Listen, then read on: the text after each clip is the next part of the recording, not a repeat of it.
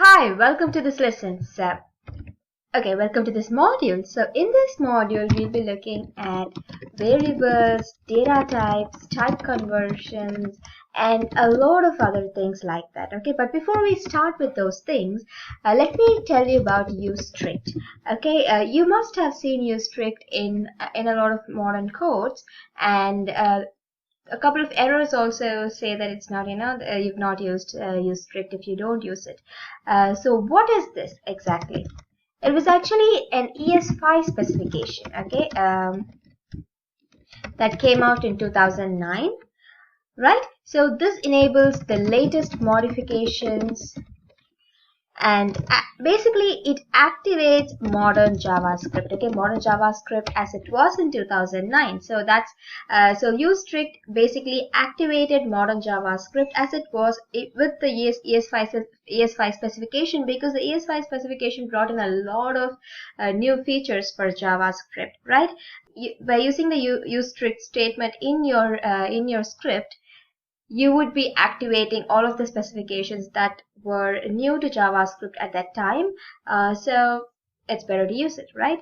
Because this is basically so that you can still use old code, but use usestrict and still use new code. So that's how it worked out, right? So how would you create it? So it's very simple. Within codes, okay, within quotes it's very important. It could either be double quotes or single quotes. So within quotes you have to say usestrict, right? And end it with a semicolon after the quotes. So that's how you do it, okay? And it's always better to write your usestrict statement at the top of your code, or at the top of your JavaScript code, before you start writing anything else, okay? So top of the function, which basically means that the entire script is activated, okay? Usestrict is activated in the entire statement, okay? But instead of that, you can also create it.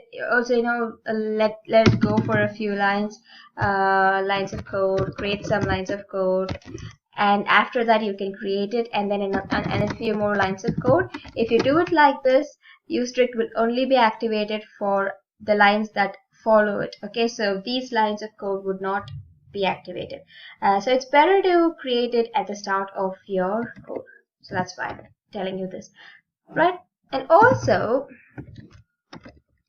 for classes and modules, even if you don't write usestrict at the start of the script, if for classes, modules, and certain aspects of JavaScript, certain modern aspects of JavaScript, usestrict would be automatic. The strict mode, this is called the strict mode. The strict mode would be automatically activated, okay? And of course, it's supported by all the modern browsers. Probably not the ancient ones, but some people still use them, right? So, but it is supported by all the modern browsers.